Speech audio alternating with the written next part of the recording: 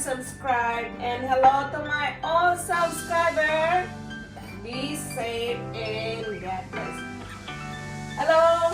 Nakalakot ni og isda. Kabalong mo, division din sila.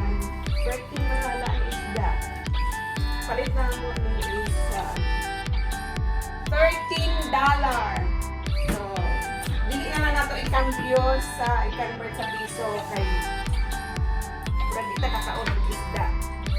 So, palit na mo dito sa Asian store. Yung labi kaayo, ginigano dito isda sa Pilipinas. Ayan, parting lamian. Og akong tutuhon. Og ito, milk fish. Debone premium cut.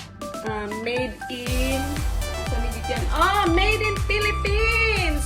Woohoo! Made in Philippines. Hello Pilipinas, made in Philippines. So, dito tayo ngayon. So, itong ulamin namin. Thank you sa isda. Nakakaon na. So, may tip ako para mag-prito. Takot ako mag-prito sa talsik, sa mantika. Pero itong ginawa ko, oil flatter. So, ginawa ko ito. So, siya, takip ko lang. Saka nilagyan ko lang ng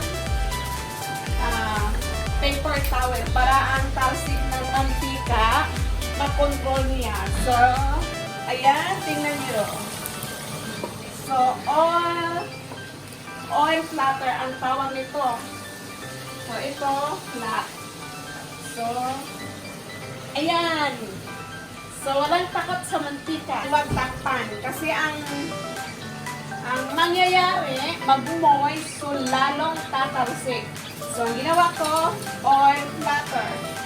So, simple lang. Iwas talsik at walang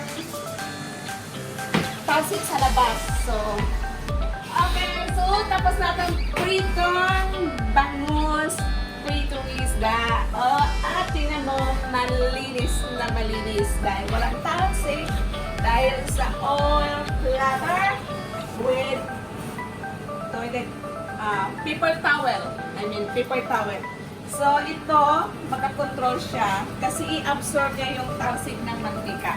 So, thank you and